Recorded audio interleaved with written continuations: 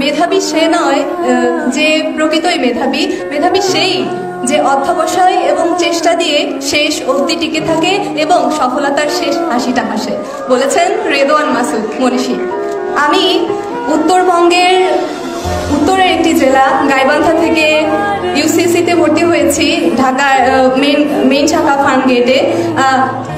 অনেক স্বপ্ন নিয়ে, অনেক আবেগ নিয়ে এবং আমার যে কাঙ্ক্ষিত লক্ষ্য সেখানে পৌঁছানোর জন্য। আমি বিশ্বাস করি প্রত্যেকের সফলতার পেছনে একটি ছোট্ট করে গল্প থাকে, একটি অক্লান্ত পরিশ্রমের অধ্যায় থাকে। আমি সকলের সেই পরিশ্রমের জায়গাটিকে সশ্রদ্ধ শ্রদ্ধা জানাই।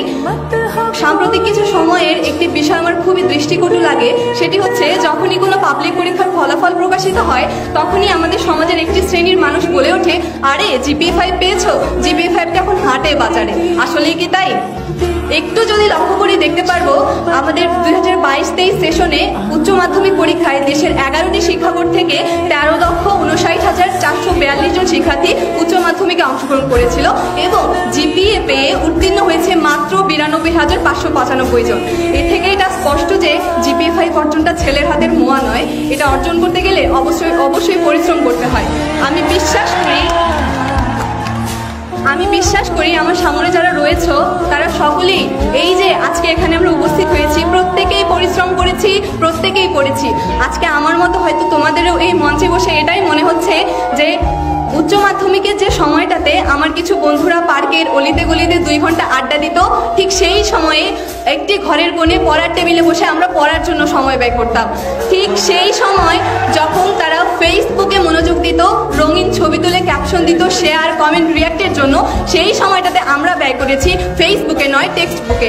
আর সেই জন্যই আজকে আমরা এখানে। সকলের সফলতার পেছনে তাদের বাবা মা থাকে, আমারও রয়েছে। একটি ছোট্ট স্মৃতি শেয়ার করি, সেটা হচ্ছে উচ্চ মাধ্যমিক পরীক্ষার অর্থনীতি পরীক্ষার দিনে আমার আম্মুর জ্বর ছিল 102 এবং তিনি সকালে 3 বার বমি করেছিলেন, কিন্তু তারপরেও অর্থনীতি পরীক্ষাতে আমার সাথে তিনি গিয়েছিলেন, কেননা অর্থনীতিতে আমার ভীতি ছিল। সত্যি মায়েরা সর্বশ্রেষ্ঠ শক্তি, আর এজন্যই তার অনুপ্রেরণায় 2টা বিষয় মিলে আমি 196 পেয়েছি এবং মানবিক বিভাগ থেকে গোল্ডেন জিপিএ 5 অর্জন করেছি দিনাজপুর পরীক্ষা দিয়ে।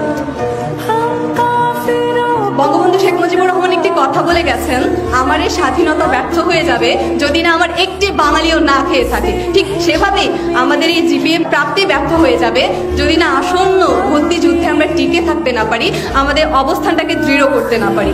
এজন্য সকলের কাছে আমি দোয়া চাইবো এবং সকলে নিজেদের অবস্থান থেকে সর্বোচ্চটা দিয়ে চেষ্টা করব যাতে শেষ হাসিটা আমরা হাসতে পারি।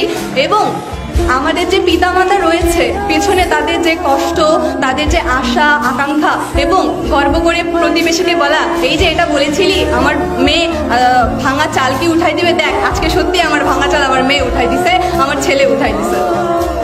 সকলের কাছে আমার অনুরোধ, সকল কিছুর আগে আমরা বাবা মার প্রতি শ্রদ্ধা ভালোবাসা রাখবো, সকলে ভালো মানুষ হবো। দিন শেষে এই পৃথিবী, এই বিশ্ব ব্রহ্মাণ্ড সকলের জন্য নিরাপদ হোক। সকলে আমাদের জন্য দোয়া করবেন, প্রত্যেকেই যেন আমাদের স্বপ্নের বিশ্ববিদ্যালয়কে খুব কাছে থেকে দেখতে পারি। ভুল ত্রুটি হলে ক্ষমা সুন্দর দৃষ্টিতে দেখবেন। ধন্যবাদ।